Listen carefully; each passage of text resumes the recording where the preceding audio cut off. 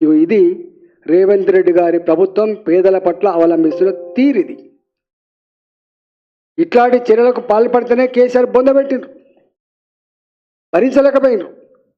Congress party కష్టపడి ఒళ్ళు వంచి అధికారం రాలే. కేసీఆర్ను ఓడగొట్టాలనే సంకల్పంతో ఈ ప్రభుత్వానికి అధికారం ఇస్తే వీళ్ళు ఒళ్ళు మర్చిపోయి కళ్ళు నెత్తికెక్కి అధికారం రాగానే అసలు ఎక్కడ పడితే అక్కనే.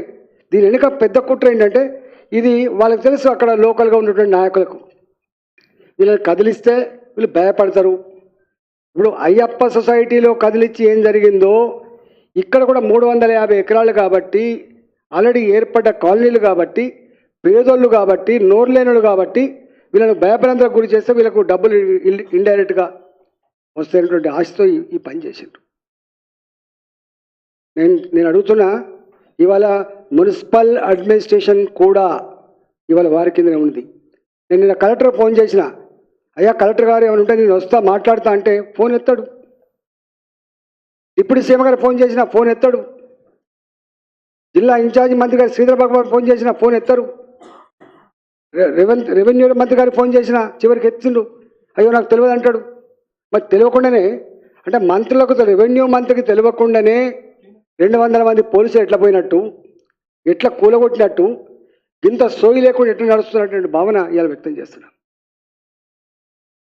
మీకు అధికారం కట్టబెట్టింది తెలంగాణ ప్రజలు ఆలోచించాలి.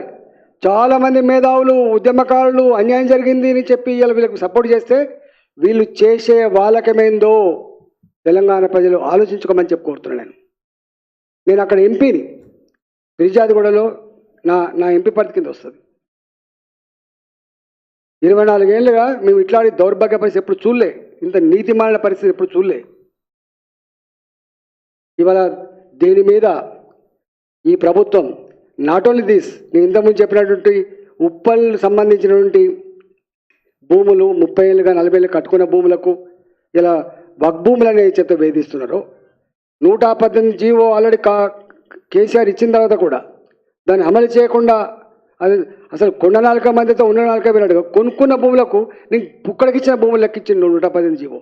ఇలా సాయి ప్రియ కూడా 118 జీవో అప్లై అవుతుందని చెప్పించిండు అన్నాడు కేసీఆర్ గారి ప్రభుత్వం.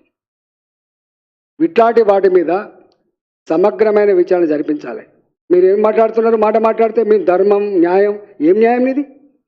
పేదల మీద దండయాత్ర చేయడమే నీ న్యాయమా?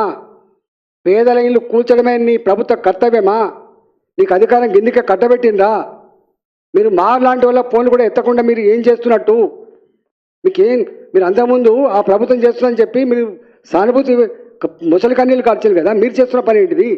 అంత బిజీ అయిపోయింది. మీరు 10 ఏళ్ళు అధికారం లేదు, ఇక అందుకున్న కాడికి దండుకోవాలంటుంటే ఆలోచన తప్ప మీకు నిజంగా ప్రజల పట్ల, ప్రజల సమస్యల పట్ల మీకు ఏమాత్రం చిత్తశుద్ధి లేడానికి నిదర్శనం. ఇది ఆరంభం మాత్రమే.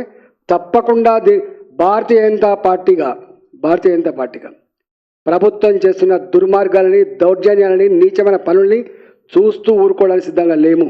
నువ్వు అనుకుంటావు ఇవాళ జైల్లో పెడతావు కావచ్చు, కేసులు పెడతావు కావచ్చు.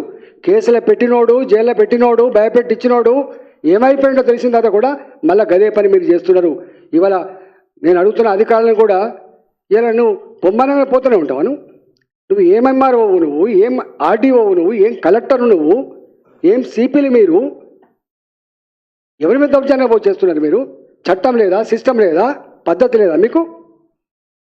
గతంలో బాధ్యత మరిచిన అధికారులు, సిస్టమ్ మరిచిన అధికారులు, చట్టాన్ని మర్చిపోయిన అధికారులు బానిస లెక్క పనిచేస్తే గతంలో జైలు పాలైన ఐఏఎస్ ఆఫీసర్లు ఇవాళ కూడా మళ్ళీ జైలు పాలవుతున్నారు. ఖబర్దార్ అని చెప్పి హెచ్చరిస్తా ఉన్నా. ప్రభుత్వ అధికారులుగా నేను ఎవరికి వ్యతిరేకం కాదు, కానీ ప్రభుత్వ అధికారులుగా మీరు కనుక పైనుంచి ప్రెషర్ ఉంది, పైనుంచి ఆదేశాలు ఉన్నాయని చెప్పి పేదల మీద దౌర్జన్యం చేసే ప్రయత్నం చేస్తే ఖబర్దార్ అని చెప్పి హెచ్చరిస్తా ఉన్నా. మీరు ప్రజల సొమ్ముతో జీతం తీసుకొని బతికేవాళ్ళు, మీరు ప్రజల మీద దౌర్జన్యం చేయడానికి వచ్చిన మీరు. ప్రభుత్వాలు ఉంటాయి పోతాయి, పార్టీలు ఉంటాయి పోతాయి, అధికారం 5 సంవత్సరాలే, కానీ నువ్వు 30-35 ఏళ్ళు ఉంటావు. మర్చిపోతున్నావు నువ్వు. నేను దీన్ని తీవ్రంగా ఖండించడమే కాకుండా ఈ ప్రభుత్వానికి దమ్ముంటే, నిజాయితీ ఉంటే నేను చెప్పిన వాటి మీద విచారణ జరిపించాలి. ఆ పేదలకు కూలగొట్టబడ్డటువంటి ఆ ఇళ్లకు కంపెన్సేషన్ కట్టియాలి, వాళ్ళకు సారీ చెప్పాలి. ఎవడు పర్మిషన్ ఇచ్చిండో నువ్వు నిజంగా నీకు దమ్ముంటే అప్పటి కలెక్టర్ని ఫస్ట్ కేసు పెట్టు, పర్మిషన్ ఇచ్చిన జిహెచ్ఎంసీ అధికారుల మీద కేసు పెట్టు, నీ ఎంఆర్ఓ మీద కేసు పెట్టు. అమాయకుల మీద కేసులు పెడతావా? అమాయకులు భయపెట్టిస్తావా? ఎవరిచ్చారు? నిజంగానే వాటికనే కట్టుకున్నారు, ఏమి లేని కూలగొట్టినాడో అర్థం ఉంది. అన్నీ ఉండంగా మొత్తం అన్నిటికన్నీ మీకు ప్రొవైడ్ చేస్తాను. నేను కేర్ఫుల్గా ఉండమని చెప్పి హెచ్చరిస్తున్నా. అధికారం నీకు 100 ఏళ్ళు ఇచ్చినా, నీకు 5 ఏళ్ళు ఇచ్చిండ్రు, మంచిగా చేయమని చెప్పి ఇచ్చిండ్రు. నేను అంటున్నా, ముఖ్యమంత్రి గారికి ఈ విషయం తెలుసా తెలియదు నాకు తెలియదు, కానీ మున్సిపల్ అడ్మినిస్ట్రేషన్ మినిస్టర్గా దీని మీద స్పందించాలని చెప్పి నేను కోరుతున్నా. విచారణ జరిపించమని చెప్పి కోరుతున్నా. ఇప్పుడు 350 ఉన్నాయి, కేవలం పిన్ పాయింటెడ్గా కొన్నింటినే కూలగొట్టిండ్రు. అంటే రాజకీయ కక్ష స్పష్టంగా కనబడతా ఉంది. మల్లారెడ్డి గారు పాపం నేను ఇది సాక్షినండి అన్నాడు. నారగోని గారు నేను సాక్షి సార్ అన్నాడు. ఆయన శశిధర్ రెడ్డి సాక్షి. ఇక్కడ 35 ఏళ్ళుగా తొండలు గుడ్లు పెట్టని ఆనాడు ఎకరం భూమి 5,000కు 10,000 ఎకరం ఉన్నప్పుడు పోయిన బాపతల్లి ఇల్లు పర్వతాపురం. ఇవాళ రావచ్చు 50,000 గజం కావచ్చు, ఇలా కొంచెం డెవలప్ కాగానే పెరగవచ్చు. కానీ నేను ఈ అధికారుల చర్యను ఖండిస్తున్నా. బానిస లెక్క ప్రవర్తించే, బానిస లెక్క పనిచేసే అధికారులు తప్పకుండా రేపు పనిష్మెంట్ ఉండని గుర్తు పెట్టుకోమని చెప్పి కోరుతున్నా. నేను చట్టం ప్రకారం పనిచేయమని చెప్పి కోరుతున్నా, సిస్టమ్ ప్రకారం పనిచేయమని చెప్పి కోరుతున్నా. ప్రభుత్వం కూడా ఇవాళ దీని మీద వెంటనే విచారణ జరిపించాలి. ఎవరికైతే అన్యాయం జరిగిందో ఆ సాయి ప్రియ ఎంక్లేవ్ కావచ్చు, ఇవాళ కూలగొట్టబడ్డ ఇల్లు కావచ్చు, వాటికి న్యాయం జరగాలని చెప్పి నేను డిమాండ్ చేస్తున్నా.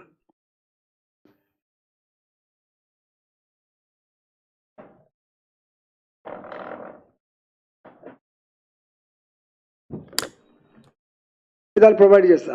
ఎంఆర్ఓ గారు ఇప్పటికి కూలగొట్టిన ఎంఆర్ఓ ఆయన ఎంఆర్ఓనే, ఎన్ఓసి ఇచ్చింది కూడా ఒక ఎంఆర్ఓనే. అన్ని కాగితాలు మొత్తం మీరు వాటికి అన్నీ ఇచ్చి వచ్చేయండి. దమ్ముంటే విచారణ చేయమని చెప్పి కోరుతున్నాను. మీకు దమ్ముంటే, మీకు ప్రజల మీద ఇష్టం ఉంటే, సిస్టాన్ని నడపటంలో అయితే దీని మీద విచారణ చేయండి. నీ అబ్బా జాగిరా ఏమనుకుంటున్నారు మీరు? ఎవరు నువ్వు అసలు? అధికారం ఉందని చెప్పి ఎవరిని ఇంటి పడితే వాళ్ళని ఇల్లు కూలగొడతా అంటావా? ఎవరిని పడితే వాళ్ళని అరెస్ట్ చేస్తా అంటావా? బెదిరిస్తావా? కుటుంబాలు బతుకుతున్నది కూడా చూడవు నువ్వు. పిల్లలు కూలగొడతావా నువ్వు? భయపడితో కాంపౌండ్ వాళ్ళు కూలగొట్టాలి, గోడ కూలగొట్టాలి, ఇగో ఇది హెచ్చరిక అని చెప్పి రావాలి. పిల్లలు కూలగొట్టినండి. రెవెన్యూ అధికారులని సీరియస్గా హెచ్చరిస్తున్నా, బానిస లెక్క పనిచేయకండి, మంచిది కాదు. మీరు అనుకుంటున్నారు ఎప్పుడో ప్రజాగ్రహానికి గురికాక తప్పదని చెప్పి హెచ్చరిస్తున్నా. మీకు బీ కేర్ఫుల్.